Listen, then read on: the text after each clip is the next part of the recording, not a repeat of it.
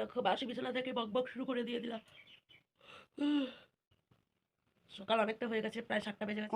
বেগুন পোড়া খাও। এখন দেখো উঠিনি। উফ, পুরো ঠান্ডা লাগছে, মনে হচ্ছে যেমন আর একটু শুয়ে থাকি। কতক্ষণ আর শুয়ে থাকবো। ঠান্ডার দিন একটা প্রবলেম কি জানো, ঘুমটা ভাঙলে বিছানা ছেড়ে যেতে কিছুতেই মনে চায় না। কতক্ষণ আর আলসেমি করবো, শুয়ে আছি। মশারি টশারি কিচ্ছু খুলিনি। কতক্ষণ আর এভাবে শুয়ে থাকা যাবে না। যাই হোক, শুয়ে আর বেশিক্ষণ থাকা যাবে না, উঠে পড়ি, অনেক কাজ আছে, কাজগুলো তো সারতে হবে না। কি হয়েছে জানো, তোমাদের দাদা ভাইয়ের পায়ে মজুট এসে গেছে। তো আমি ভাবলাম এখানে থেকে কাজও করতে পারবে না, তো ব্যথায় কষ্ট করছে, ডাক্তার এখানে দেখিয়েছিলাম। তো ডাক্তার বললো পাটা প্লাস্টার করতে হবে। তো এখানে বুঝতেই তো পারছো বাইরের ব্যাপার, তো আমি বললাম যে না তুমি বাড়ি চলে যাও। তো ওকে বাড়ি পাঠিয়ে দিয়েছি। আর আমি যাইনি, কারণ মেয়েটার পরীক্ষা শুরু হয়েছে।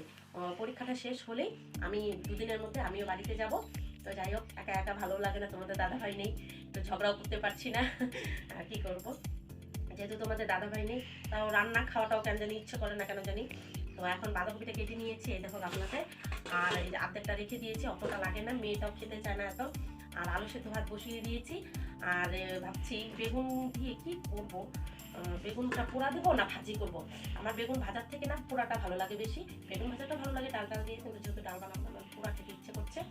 তো ভাবছি কোনটা পোড়া দেবো, এটা পোড়া দেবো। আর কি হচ্ছে জানার একটা ব্যাপার, উনুনের পোড়ার থেকে মানে গ্যাসের পোড়ার থেকে উনুনের পোড়াটা বেশি টেস্ট হয় খেতে। কিন্তু এখানে তো আর উনুন নেই, আমরা সবাই এখন অনেক চেঞ্জ হয়ে গেছি, সবার বাড়িতে গ্যাস উনুনটা এখন প্রায় দেখাই যায় না, তাও গ্রামে গেলে কিছুটা দেখা যায়।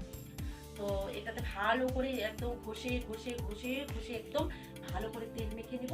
তেল মেখে এটাকে গ্যাসের মধ্যে পুরো দিয়ে দিব। পোড়া হয়ে গেলে একটা তেল মাখতে কেন হয় জানো, তেলটা যদি ভালো করে তুমি ঘষে ঘষে মাখো না, তাহলে বেগুনটা পুড়ে যাওয়ার পরে চামড়াগুলো প্রায় উঠে উঠে উঠে উঠে আসবে, আর তোমার তেমন সমস্যা হবে না। আর তেল যদি তুমি না মাখাও, তাহলে বেগুনটা চামড়াটা গায়ের সাথে লেগে থাকে, তাহলে আর ওরকম মানে ভালো মানে ছুলতে ভালো হয় না আর কি। মেয়েকে ঘুম থেকে টেনে টেনে উঠিয়ে এখানে বসিয়ে দিয়েছি, কিছুতেই উঠতে চাইছে না। আমি বললাম এত সকাল হয়ে গেছে, আমার রান্নাও প্রায় হয়ে গেছে, কেন উঠবি না। তাড়াতাড়ি উঠিয়ে নিয়েছি, আজকে পরীক্ষা। দেখো আমাদের কি হতো জানো, পরীক্ষার দিনও কত তাড়াতাড়ি উঠতাম, আর ওদের পরীক্ষা কোনো চিন্তা ভাবনা কিচ্ছু নেই। দেখো আমাদের এই চিন্তা যত, তাড়াতাড়ি ঘুম থেকে উঠিয়ে নিয়েছি, এখন মুখ টুক ভালো করে পরিষ্কার করে খাইয়ে দাইয়ে পরে স্কুলে নিয়ে যাব। সব চিন্তা আমাদেরই, ওদের কোনো চিন্তা নেই। তো সো গাইস, ভিডিওটি কেমন হয়েছে সেটা অবশ্যই কমেন্ট করে জানাবে। আর ঠান্ডার দিনে বেগুন পোড়া খাও, বেগুন পোড়া খাও। বেগুন পোড়া খেতে কিন্তু ভীষণ ভালো লাগে। তোমরা কারা কারা বেগুন পোড়া খেয়েছো আর কারা কারা বেগুন পোড়া খেতে ভালোবাসো, তাহলে অবশ্যই আমাকে একটু কমেন্ট করে জানিয়ে। কিন্তু ঠান্ডার দিনে বেগুন পোড়া খেতে ভীষণ ভালো লাগে, কিন্তু এই বেগুনটা আমাদের সারা বছরই থাকে, কিন্তু ঠান্ডার দিনে ভীষণ ভালো লাগে। গরমের দিনে অতটা ভালো লাগে না, একটা সিজনে যেরকম হয় আর কি। তো বেশি দূরে এগিয়ে নিয়ে যাব না। তো আমার মেয়ে দেখো আগেই বাই বাই করে দিচ্ছে, মানে ওর আর ইচ্ছে করছে না এখানে বসে থাকতে, একটু শুয়ে থাকবে, আমি কিছুতেই ছাড়বো না। তো ওকে নিয়ে চলে যাচ্ছি, ব্রাশ টাশ করাবো, পরিষ্কার করাবো। তো এখানেই শেষ করছি, ভালো থেকো, সুস্থ থেকো, টাটা টাটা।